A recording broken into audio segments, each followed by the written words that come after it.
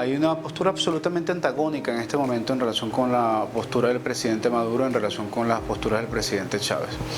A ver, el presidente Chávez tuvo cosas buenas y malas, pero este gobierno ha decidido profundizar las malas y crear sus propias malas.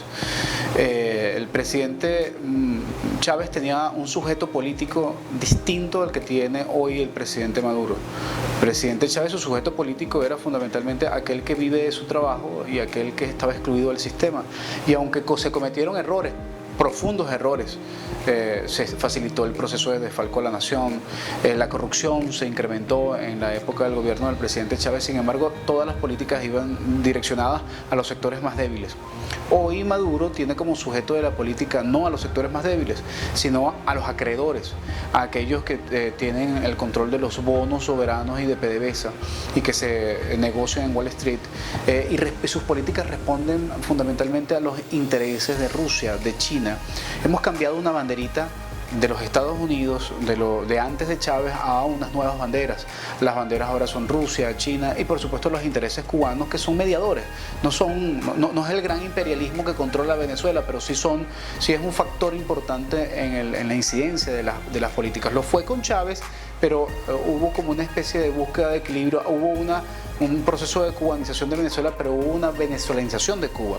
Pero hoy con Maduro no hay una simbiosis de retroalimentación en ese sentido. Hoy simplemente la injerencia de Cuba es absolutamente directa, incluso en las estrategias de control social, que es lo que estamos viviendo hoy. Maduro no tiene autonomía realmente en ese sentido. Quienes pusimos la categoría en la calle, me puedo atribuir ese derecho de haber dicho, tenemos que construir una categoría que diferencie el gobierno de Maduro del gobierno de Chávez. Y lo dimos por llamar madurismo, no porque fuese una doctrina política e ideológica en un principio, sino porque necesitábamos diferenciar etapas de Chávez a Maduro. Hoy el madurismo ha cobrado tal fuerza que efectivamente sí podemos decir que no solamente es un problema de etapa, no es un problema temporal, sino que también es un problema de diferencia radical en los contenidos programáticos e ideológicos. El presidente Maduro ha estimulado lo que se llama el decreto del arco minero, que no es más que ceder el 12% del territorio de la nación a transnacionales para la extracción de materia prima. Eso es totalmente distinto a la política soberana del presidente. 150 transnacionales incluyen inversión de Canadá, de los Estados Unidos, de muchos países europeos que no eran estratégicamente de alianza con el gobierno del presidente Chávez, y que incluso el mismo presidente Chávez expulsó del país. Gold Resource, por ejemplo, que es una empresa canadiense extractora del oro, que expulsó el presidente Chávez de Venezuela por las consecuencias que traía sus métodos extractivistas, hoy es la empresa bandera a quienes se le entregan las primeras concesiones para el arco minero. Además del arco minero, estamos hablando también de cómo el presidente Maduro, no solamente en lo económico, sino también en lo político, ha cambiado el valor de la democracia participativa y protagónica, y hoy simplemente el objetivo fundamental de Chávez, que era que todo el mundo participara permanentemente en los procesos de decisión, incluso si estaban en contra de él, hoy ha cambiado a Maduro. Maduro es un líder profundamente autoritario con vocación dictatorial, y está instaurando poco a poco todo el formato y las condiciones necesarias para que haya aquí una dictadura constitucional. Y eso parte fundamentalmente del principio de la utilización del ejercicio de la violencia por el hecho fundamental de que no tiene legitimidad. Chávez era legítimo, tenía apoyo popular, sabía conectarse con la gente, lograba la movilización popular en ese sentido para poder apoyarlo, aunque el pueblo en determinados momentos no lo apoyó. Cuando quiso hacer una reforma a la Constitución, el pueblo no lo apoyó. Hubo elecciones en donde los cercos fueron bastante cerrados y había gobernaciones y alcaldías en manos de opositores en proporciones más o menos importantes. Hoy el gobierno de Maduro, al ver el riesgo de perder cualquier milímetro de poder que posee en este momento, simplemente lo que hace es frenar, obstaculizar e impedir que la gente pueda expresarse electoralmente.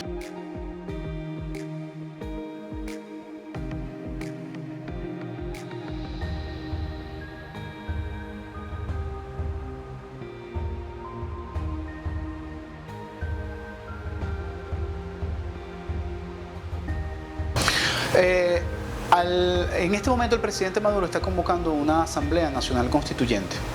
Nuevamente, o sea, además el presidente Maduro va en contra de la constitución que condujo políticamente el presidente Chávez en 1999 y que hoy goza del consenso absoluto de los venezolanos. O sea, todos se sienten identificados con esa constitución del 99. No, la única manera de que el presidente Maduro, sin legitimidad, pueda conquistar y mantener el poder en el país es a través de una Asamblea Nacional Constituyente en donde no se convoca a la gente a decidir si quiere o no una Asamblea Nacional Constituyente y con unos métodos electorales que puede permitir que el 25% de la población se transforme en el 75% o el 80% o el 100% del control de una Asamblea Nacional Constituyente que tiene un rango supraconstitucional y que por lo tanto podría generar una condición de gobierno infinito, de gobierno omnipotente, que pueda suprimir el resto de los poderes y que pueda extender incluso el periodo de gobierno del presidente Maduro.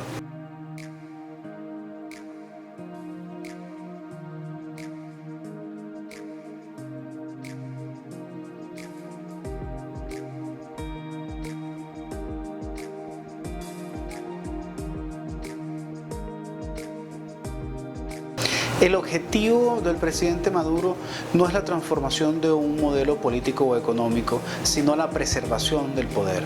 Maduro dejó de ser socialista hace muchísimos años. Maduro dejó de tener una orientación política en ese sentido al punto que ya ni es parte de su discurso siquiera, no es parte de la política promocional del gobierno.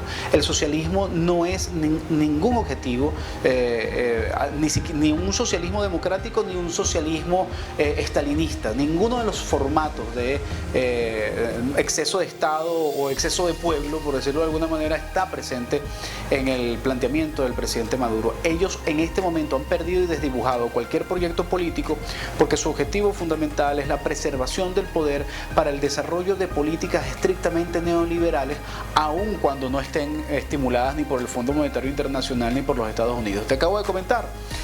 No solamente es el arco minero, sino también la liberación de los precios producto de un aparente control de cambio que no existe. Cualquiera que viene a Venezuela se da cuenta que aquí, aún a pesar de que hay un aparente control de cambio y hay 5 tipos de cambio distintos oficiales, al final predomina es el paralelo, que es el del mercado negro, y que por lo tanto sobre eso prácticamente es que empieza a valorarse todo excepto el trabajo. Por lo tanto, es muy difícil que nosotros podamos decir que hay ningún tipo de atisbo ni característica de política de socialista, ni siquiera socialdemócrata en el gobierno del presidente Maduro, porque toda la mesa está servida para que los buitres de las finanzas internacionales puedan seguir echando mano en Venezuela. Y cuando estoy hablando de buitres, no solamente estoy hablando de Wall Street, que por cierto tiene la mano metida en los bonos, sino que además también están estas potencias que sin ningún tipo de condicionamiento ideológico, lo único que buscan es fundamentalmente que haya una retroalimentación en la siembra de su capital en los países como es China o Rusia.